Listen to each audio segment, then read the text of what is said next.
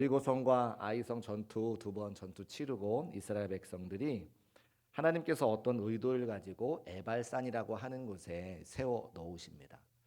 8장 30절 말씀 읽어보니까 그때 여호수아가 이스라엘 하나님 여호와를 위하여 에발산에 한 제단을 쌓았으니, 에발산이라고 하는 지역에서 하나님께 제사 드릴 수 있도록 그들의 발걸음을 에발산으로 인도해 주셨습니다. 그런데 우리가 오늘 하나님 말씀 더 잘 이해하기 위해서는 이 에발산이 있는 지역, 세겜이라고 하는 지역에 대해서 한번 생각해 볼 필요가 있는 것이죠. 하나님께서 세겜이라고 하는 곳에 에발산이라고 하는 산에 이스라엘 백성들을 세워 놓으셨는데, 거기서 제사를 드리도록 하셨는데, 그 세겜 땅이 어디인가? 이스라엘은 두 명의 큰 족장들이 있습니다. 아브라함, 이삭, 야곱, 요셉 중에 스토리가 가장 많은 사람이 누구냐면 아브라함과 야곱이에요. 이 두 명의 족장이 대표적인데, 아브라함은 어떤 사람이냐? 여러분이 아시는 것처럼 아브라함은 갈대아 우르라고 하는 지역에서 생활하던 사람입니다. 거기는 메소포타미아 지역이고 이방 지역입니다. 그래서 아브라함은 원래 이방 사람이에요. 이방 사람을 뭘 이야기합니까? 하나님을 알지 못하는 사람이다, 그런 뜻이죠. 근데 그 아브라함을 하나님께서 찾아가 주셔서 어디로 가라 그래요? 가나안 땅으로 가라. 젖과 꿀이 흐르는 가나안 땅으로 가라 말씀하십니다.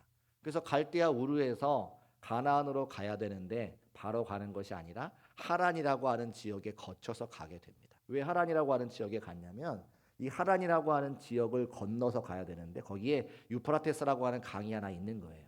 그러니까 고향을 떠나서 강을 건너면 다시는 그쪽으로 돌아올 수가 없습니다. 그러니까 내가 이제 이곳을 떠나면, 이 강을 건너가면 내 고향 땅에 더 이상 살 수 없으니까 거기서 머물러 앉아 있는 거죠. 그 강을 건너지를 못하고 있는 겁니다. 지도를 한번 보여주실까요? 자, 여러분 화면 보시는 오른쪽에 보시면 우르라고 하는 지역이 있고, 거기가 아브라함의 고향입니다. 거기서 하나님께서 찾아오셔서 너가 가나안 땅으로 가라 이렇게 말씀하시는 거예요. 그의 아버지 데라와 함께 식솔들과 함께 저 위에 올라가는 하란 지역까지 가는 거죠. 그 하란 밑에 파란색으로 이렇게 실로 금이 거 있잖아요. 그게 유프라테스 강이에요. 한강같이 넓은 강입니다. 저기를 건너가면 다시는 고향 땅으로 돌아오기가 어려운 거예요. 그래서 거기에 머물러 있는 겁니다. 하나님께서 가나안으로 가라고 하셨는데 거기 머물러 있으니까 하나님께서 어떻게 하시냐면 그의 아버지 데라를 하늘나라로 데려가세요. 데라의 이름의 뜻은 뭐냐면 지연시키는 자라고 하는 뜻이 있습니다. 그러니까 아버지 때문에 가나안으로 못 가는 거죠. 그래서 하나님께서 그 데라를 하늘나라로 데려가시고 아브라함에게 다시 말씀하십니다. 그게 12장 1절 말씀. 너는 너의 고향과 친척과 아버지의 집을 떠나 내가 네게 보여줄 땅으로 가라. 그래서 그 말씀을 듣고 이제 아브라함이 저 하란에서 쭉 내려와서 세겜이라고 하는 지역에 가게 되는 거예요. 그 세겜이 바로 이스라엘 가나안 땅입니다. 그 세겜에 가서 어떻게 하느냐? 하나님께서 나를 가라 명령하시고 너에게 가나안 땅을 주겠다 말씀하시는 것처럼, 내가 내게 보여줄 그 땅으로 가라 말씀하시는 것처럼 나를 이곳으로 인도해 주셨으니 감사의 제사를 드려야 되겠다라고 해서 감사의 제사를 먼저 올려드린 그곳이 세겜이라고 하는 지역입니다. 이제 아브라함은 그렇게 삶을 살았다는 거죠. 두 번째 이스라엘 나라의 대표적인 족장 야곱도 마찬가지인데, 이제 지도 내려두시고, 야곱이라고 하는 사람은 어떤 사람입니까? 그가 태어날 때에 그 형의 바알 뒤꿈치를 붙잡고 태어난 사람이잖아요. 우리가 잘 아는 것처럼 형의 장자권을 얻기 위해서 팥죽 한 그릇으로 형의 장자권을 취한 사람입니다. 그리고 아버지를 또 속여서 아버지가 이제 엄마와 함께 짝짝꿍이 돼가지고 아버지가 이 야곱의 머리에 손을 얹고 축복하게 했고, 그 일로 인해서 형 에서가 크게 화가 나니까 아들 둘 다 잃을 것 같은 어머니가 외삼촌 라반의 집에 도망가 있어라고 이제 이야기를 해서 그 외삼촌 라반의 집으로 피난 가는 사람이 바로 이 야곱입니다. 그런데 하나님께서 이 야곱을 사용하시기 위해서 야곱보다 더 사기꾼 기질이 많은 외삼촌 라반을 만나게 하셔가지고 20년간 모진 고난과 어려움을 겪게 하시잖아요. 잘 아시는 것처럼 두 명의 딸이 있는데 큰 딸보다 작은 딸이 더 예쁘니까 이 야곱이 작은 딸을 사랑해서 작은 딸과 결혼하기 위해서 7년 동안 일했습니다. 근데 아버지가 첫날 밤에 누구를 들여 넣어요? 큰 딸을 넣죠. 그래서 큰 딸을 이제 결혼하게 되고 두 번째 작은 딸을 또 얻기 위해서 또 7년 동안 일하게 되는 거 우리가 이미 알고 있습니다. 그렇게 오랜 시간 동안 외삼촌 라반과 생활하다가 4명의 아내를 얻고 또 많은 자녀들과 또 많은 재산을 얻어서 고향 땅으로 돌아오게 할 때에, 그때 그 옛날 야곱이 그 외삼촌 라반의 집으로 갈 때 약속하셨던 그 하나님의 음성을 그가 기억하는 거예요. 그 하나님의 음성이 무엇인가? 창세기 28장 13절과 15절 말씀에 기록되어져 있습니다. 같이 한번 읽어보겠습니다. 시작. 내가 누워 있는 땅을 내가 너와 내 자손에게 주리니 내가 너와 함께 있어 내가 어디로 가든지 너를 지키며 너를 이끌어 이 땅으로 돌아오게 할지라. 내가 내게 허락한 것을 다 이루기까지 너를 떠나지 아니하리라 하신지라. 아멘. 부모님의 집을 떠나서 외삼촌 라반의 집으로 정처 없이 걸어갈 때에 루소라고 하는 지역에 잠시 몸을 누이는 거예요. 내 몸 하나 누일 곳이 없으니까 그냥 밖에 노지에다가 돌 하나 베고 누워 있을 때에 하늘에는 초롱초롱한 별들이 있었습니다. 그 하늘을 바라보면서 하나님께서 천사들이 그 사닥다리를 통해 오르락 내리락 하는 모습을 보여주시고, 오늘 우리가 함께 읽은 창세기 28장 13절부터 15절까지 말씀을 하시는 거예요. 약속을 하시는 거죠. 네가 지금 부모의 집을 떠나 외삼촌의 집에 가지만 내가 너를 축복할 것이고 반드시 이 고향 땅으로 돌아오게 하리라. 외삼촌 라반과의 20년의 삶의 세월이 절대로 녹록지 않았을 겁니다. 아마 12번도 더 이거 때려치고 말지라고 생각했을 거예요. 그런데 하나님께서 약속하셨기 때문에 모질고 어려운 그 순간에 하나님의 약속을 기억하고 나를 고향 땅으로 인도하실 그 하나님의 말씀을 붙잡고 이 야곱은 그 어려운 세월들을 견디고 이겼을 것입니다. 그리고 돌아오게 하신다고 하는 그 말씀에 따라서 그가 처음 돌아와서 하나님 앞에 감사의 제단을 쌓은 곳이 바로 세겜 지역입니다. 그러니까 아브라함도 하나님께서 약속하시고 그 약속을 지키신 하나님께 감사의 제사를 드린 곳이 세겜이고, 야곱도 하나님께서 돌아오게 하리라 말씀하신 그 약속을 지키시고 돌아오게 하셔서 하나님께 감사의 제단을 쌓은 곳이 바로 세겜입니다. 그러면 이스라엘의 백성들이, 이스라엘의 후손들이 그 아브라함과 야곱의 이야기들을 기억하고 세겜 땅에 갈 때마다 뭘 생각할까요? 이 세겜 땅은 우리에게 약속의 장소야. 하나님께서 약속해 주시고 그 약속을 이루셔서 우리 조상 아브라함과 야곱이 하나님께 감사의 제사를 올려드렸던 바로 그 장소야. 하나님은 오늘도 살아계셔서 나의 아버지가 되어 되시고 나의 삶을 인도해 주시고 내게 약속하신 그 언약의 말씀을 지키시는 분이야라고 세겜 땅에 갈 때마다 그들이 생각한다는 거예요. 할렐루야. 여기까지 다 이해하시죠? 그러면 우리에게 세겜 땅은 어디입니까? 이 중곡교회가 여러분에게 세겜 땅이신 것을 꼭 기억하시기를 주의 이름으로 축복합니다. 그래서 이스라엘 백성들이 세겜 땅에 갈 때마다 하나님의 언약하신 그 약속과 하나님께서 신실하게 그 약속을 지키신 사실을 그들이 늘 기억했다라고 하는 거예요. 그러면 지금 오랜 세월이 지나서 그 아브라함과 야곱의 후손이 이스라엘 백성들이 광야 40년의 삶이 지나고 요단강을 지나고 할례를 지나고 여리고성을 무너뜨리고 아이성을 무너뜨려서 이 다시 세겜성 에발산 앞에 서 있으면 그들이 무슨 생각을 하겠습니까? 하나님께서는 그들에게 무슨 말씀을 하고 싶으신 겁니까? 내가 너희들을 인도해 라고 하는 것을 말씀하시는 거죠. 그 옛날 아브라함에게 언약하셨던 하나님, 야곱에게 언약하셨던 그 하나님, 모세를 세우시고 여호수아를 세워서 이스라엘 백성들의 삶의 자리에 가나안 땅을 허락하시기 위해서 일하시고 함께하시고 섭리하시는 그 하나님을 이들이 깨달아 알기를 하나님께서 원하시는 거예요. 너의 힘으로 전쟁을 치러서 이긴 것 같지만, 너의 힘으로 여기까지 온 것 같지만, 너의 힘으로 가나안 땅을 정복한 것 같지만 그것이 아니라 나 여호와 하나님이 너희를 여기까지 인도해 내었노라 라고 하는 그 메시지를 그들에게 주기 원하시는 거죠. 자, 그렇다면 이스라엘 백성들에게 내가 너희 하나님이다 말씀하시고 내가 너희의 삶을 인도하신다고 말씀하기 원하셔서 그 세겜 땅 에발산 앞에 세우신 그 하나님께서 오늘도 우리에게 세겜 땅이 된 이 중곡교회 우리를 세우셨다면 우리에게 하시고자 하는 말씀은 무엇입니까? 동일하게 한 가지라는 거예요. 하나님께서 우리를 인도하신다. 할렐루야. 같이 한번 따라 하실까요? 하나님께서 우리를 인도하신다. 그런데 우리의 삶의 자리는, 또 이스라엘 백성들의 삶의 자리는 언제나 하나님 앞에 원망과 불평을 했다는 거죠. 아까도 제가 우리 함께 봉헌기도 올려드릴 때 기도했습니다만, 하나님께서는 길이 없는 곳에 길을 내 만들어 걸어가게 하시는 분이시고, 하나님께서는 물이 없을 때에 반석을 쳐 물을 내 마시게 하시는 분이신데, 이스라엘 백성들은 길이 없다고, 이스라엘 백성들은 물이 없다고 날마다 하나님 앞에 원망과 불평을 쏟아냈다는 겁니다. 반대로 원망과 불평을 쏟아냈다고 하는 것은 하나님 없어도 내 힘과 내 능력으로 살아갈 수 있어요 라고 그들의 삶의 자리에서 끊임없이 말하고 있다는 거예요. 우리의 삶은 어떻습니까? 우리가 신앙생활을 하기 때문에 하나님께서 나의 아버지가 되시고 하나님께서 나의 삶을 주장하신다, 우리가 함께 고백은 하지만 정말 삶의 선택의 순간에서 하나님을 정말 의지하느냐 하는 문제에서는 또 다른 삶의 모습을 보일 때가 많이 있다고 하는 겁니다. 그래서 하나님께서는 오늘도 살아계셔서 사랑하는 성도님들에게 같은 말씀을 전하고 계시는 거죠. 내가 너희의 삶을 인도한다. 이 말씀과 이 고백이 분명해지시는 우리 중곡교회 모든 성도의 삶이 되시기를 주의 이름으로 축복합니다. 그런데 하나님께서 이 에발산에서, 세겜 땅에서 그 예전에 신명기 말씀에 모세를 통해 주셨던 말씀이 한 가지 있어요.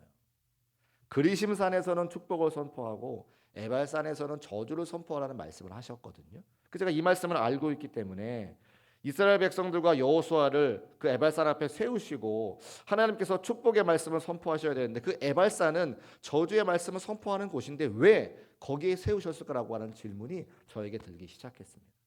에발산은 축복을 선포하는 자리가 아니라 저주를 선포하는 자리라 이 말인 거예요. 자, 신명기 11장 29절 말씀 같이 한번 읽어보겠습니다. 시작.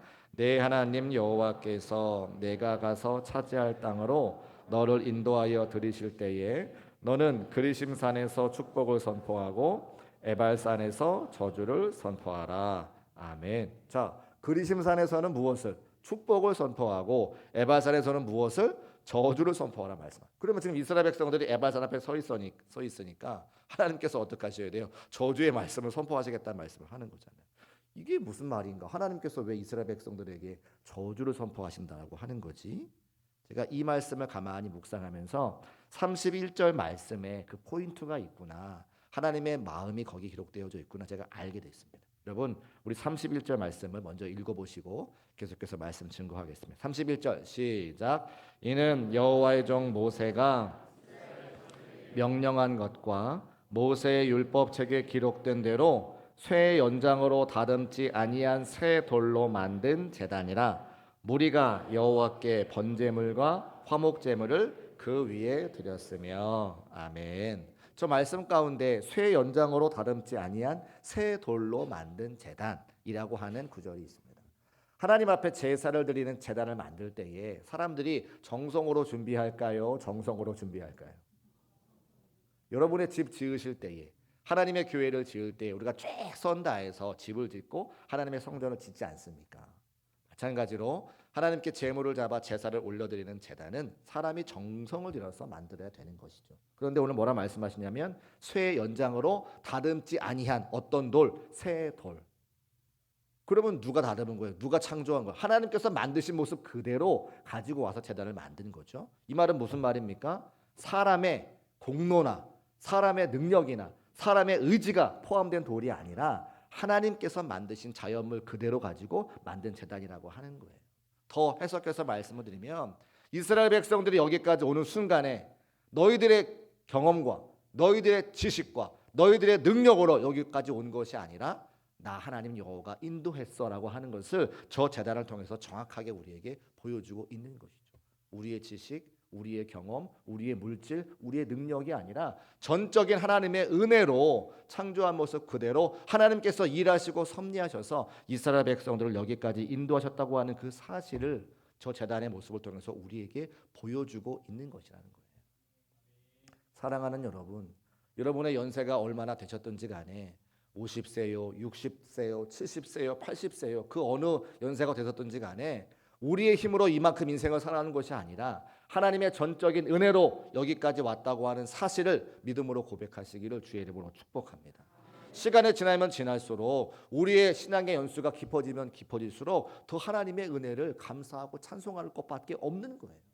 내 힘으로 살아온 것 같지만 하나님이 도와주지 않으시면, 하나님이 나와 함께하지 않으시면 여기까지 올 수 없었음을 수많은 성도들이 믿음으로 고백한다는 거죠. 오늘 그 말씀을 하나님께서 하고 계시는 겁니다. 이스라엘 백성들, 너희 힘으로 광야를 지나온 것 같지만, 너희 힘으로 요단강을 건너온 것 같지만, 너희 힘으로 할례를 행하고 여리고성을 무너뜨리고 아이성을 무너뜨린 것 같지만 다 하나님께서 은혜 주시고 인도해 주셨어. 그것을 기억하고 너희 손으로 만든 것이 아니라 내가 만든 돌로 만든, 새 돌로 만든 제단에서 하나님께 감사의 제사를 올려드려라.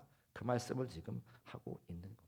교회가 어떤 곳입니까? 교회는요, 하나님의 그 은혜를 기억하고 다시 한번 감사와 찬송을 올려드리는 그 공동체가 바로 교회라고 하는 거예요. 우리가 세워져 있는 바로 이곳이 우리에게 에발산이고 우리에게 세겜성이기 때문에 여기까지 인도하신 주의 은혜와 사랑을 다시 한번 기억하고 하나님 감사합니다, 찬송합니다, 영광 올려드립니다 예배하고 삶의 자리에 나가서 여전히 살아계셔서 우리와 함께 하실 그 주님과 동행하며 한 주간의 삶을 살아갈 수 있는 힘과 소망을 얻는 것이 바로 이 자리라고 하는 사실을 꼭 기억하시기를 주의 이름으로 축복합니다.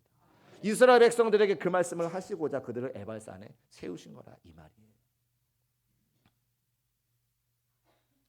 내 힘으로 살아가는 것 아니고 하나님의 은혜로 살아가는 것, 우리 신앙과 믿음이 되어서 날마다 주 앞에 감사와 찬송과 영광 올려드리는 저와 여러분 되시기를 주의 이름으로 축복합니다.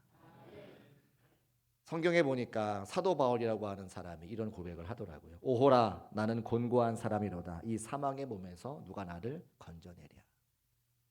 주일에 저를 찾아오시는 우리 교회 권사님이 한 분 계세요. 같이 기도해요. 손 맞잡고 기도할 때에 그 권사님의 향한 기도가 곧 저의 기도일 때가 많습니다.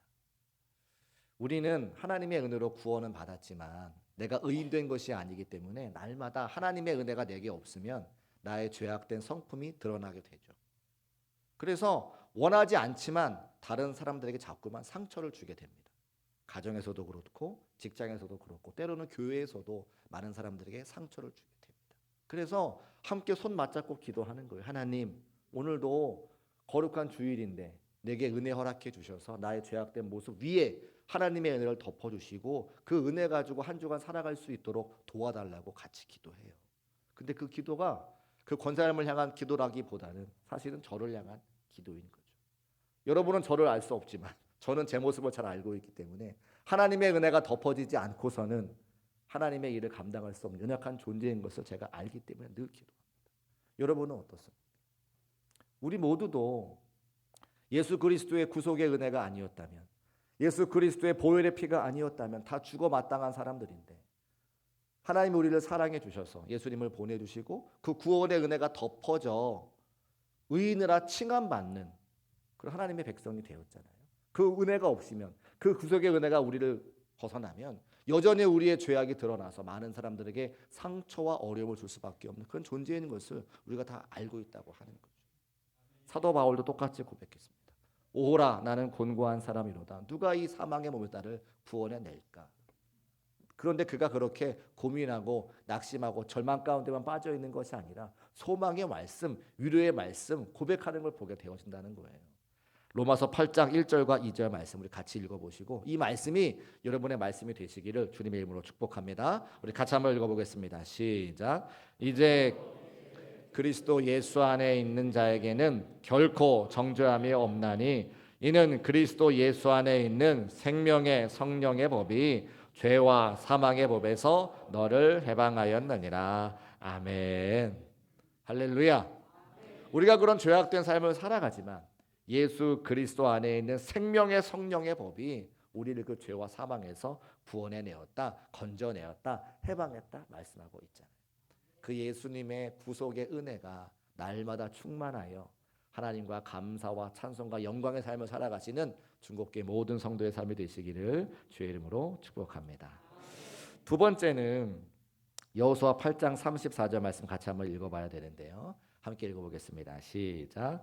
그 후에 여호수아가 율법책에 기록된 대로 축복과 저주하는 율법의 모든 말씀을 낭독하였으니. 자, 아까 드렸던 말씀인데 축복하는 말씀, 저주하는 말씀 같이 낭독했다 기록하고 있죠. 근데 이제 나중에 여호수아가 자신의 삶을 마칠 때에 이스라엘 백성들에게 하나 요청을 합니다. 여호수아 24장 15절 말씀, 너희가 섬길 자를 오늘 택하라. 오직 나와 내 집은 여호와를 섬기겠노라. 하나님께서 가나안 땅을 허락해 주시고 그 땅에 들어가 사는데 가나안에 있는 모든 민족들을 다 멸하지 못해서 이스라엘 백성들과 가나안 민족들이 함께 더불어 살아갑니다. 그러면서 우상을 섬기게 되는 거죠. 여호수아가 노년의 삶에 이제 마지막 때가 다가와서 이스라엘 백성들에게 피를 토하는 심정으로 말하는 장면이 여호수아 24장 15절 말씀입니다. 너희는 섬길 자를 오늘 택하라. 오직 나와 내 집은 여호와를 섬기겠노라. 근데 이 여호수아의 말이 진짜 우상을 섬기든지 하나님을 섬기든지 선택하라 그 말입니까? 아니에요. 우상 섬기지 말고 하나님을 섬겨라 그 말을 하는 거죠. 오늘 우리가 함께 읽은 여호수아 8장 34절 말씀도 축복의 말씀과 저주의 말씀을 같이 하는 것은 너희가 저주받아라 그 말씀이 아니라 하나님 아버지를 잘 믿고 하나님께서 준비하고 예비하신 축복을 받아라 그 말씀일 거라고 하는 거예요. 엄마 아빠들이 아이들이 학교 가기 전에 아침 먹어야 되는데 아침을 안 먹잖아요. 그럼 뭐라 말씀하십니까? 먹든지 말든지 네 마음대로 해!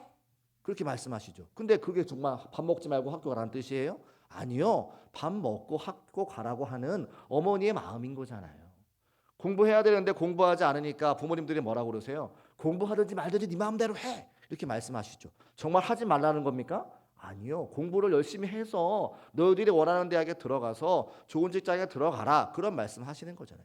똑같이 하나님께서 말씀하시는 거죠. 너희가 섬길 자를 오늘 택하라. 오늘 나와 내 집은 여호와를 섬기노라 말한다고 하는 것은 너희가 우상을 섬겨라 그 말이 아니라 오직 하나님을 선택하고 하나님을 경배하고 예배하는 그런 민족이 되었으면 좋겠노라고 여호수아가 피를 토하여 그가 말씀하고 있는 것 아니겠습니까? 똑같습니다. 에발산에서 하나님의 말씀과 저주의 말씀을 선포하는 것은 저주를 받는 삶이 아니라 하나님과 동행함으로 여기까지 우리를 인도하신 그 하나님을 선택함으로 복된 삶을 살기를 원하는 하나님 아버지의 마음이 거기 기록되어져 있다고 하는 사실을 꼭 믿으시기를 주의 이름으로 축복합니다.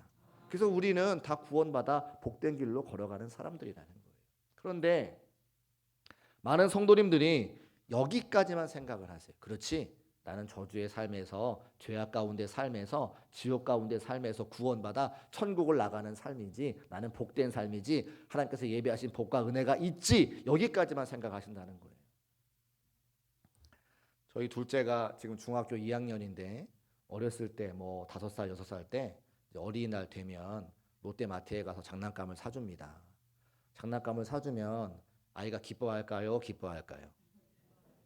기뻐하겠죠. 좋아합니다. 근데 사실은 장난감을 기뻐해야 됩니까? 부모를 기뻐해야 됩니까? 그죠? 장난감을 사주는 부모를 기뻐해야 되는 거잖아요.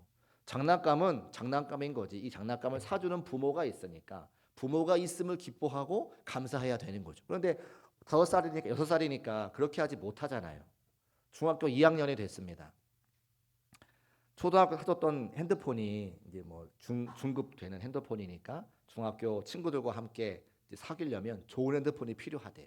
그래서 어른폰 말고 무슨 폰?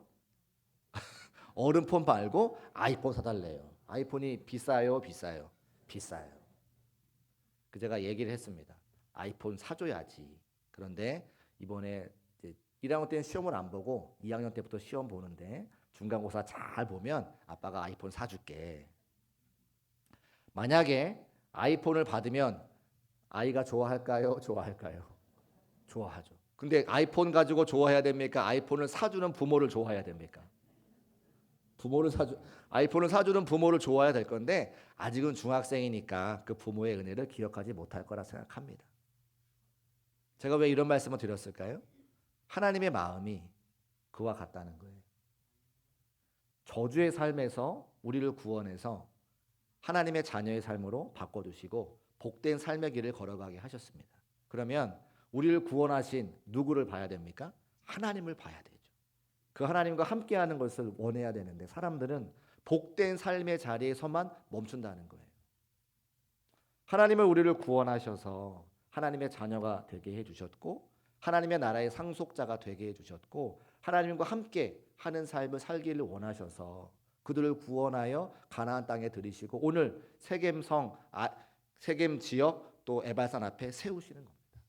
근데 사람들은 저주의 말이 있고 축복의 말이 있으니까 지옥이 있고 천국이 있으니까 나 구원받아 축복된 길로 걸어갈래라고 선택을 하지만 그 길을 걸어가게 하시는 하나님은 뒤로 한 채 내게 주신 축복만 내게 주신 물질만 내게 주신 건강에만 감사할 때가 너무 많더라는 겁니다.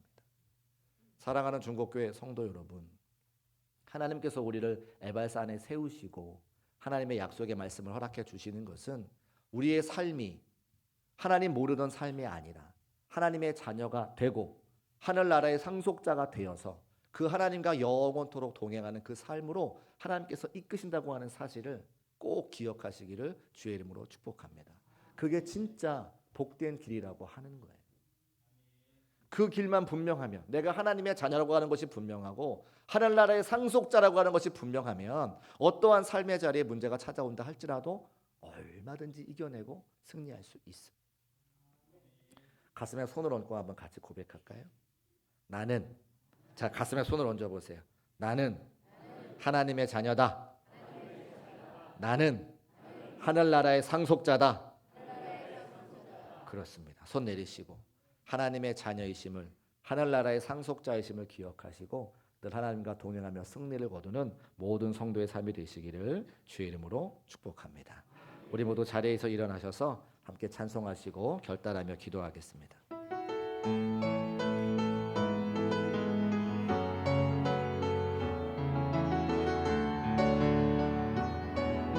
내가 누려왔던 모든 것들이 내가 지나왔던 모든 시간이 내가 걸어왔던 모든 순간이 당연한 것 아니라 은혜였소. 아침에 해가 뜨고 저녁에 노을, 봄의 꽃향기와 가을의 열매, 변하는 계절의 모든 순간이 당연한 것 아니라 은혜였소.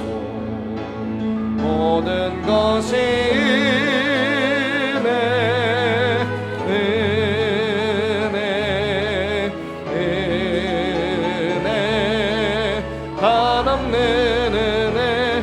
삶에 당연한 것 하나도 없었던 것을 모든 것이 은혜였소. 내가 이 땅에 태어나 사는 것, 어린아이 시절과 지금까지 숨을 쉬며 살며 꿈을 꾸는 삶, 당연한 것 아니라 은혜였소. 내가 하나님의 자녀로 살며 오늘 찬양하고 예배하는 삶, 복음을 전할 수 있는 당연한 것 아니라 은혜였소. 모든 것이 은혜, 한없는 은혜. 내 삶에 당연한 것 하나도 없었던 것을 모든 것이 은혜, 모든 것이 은혜,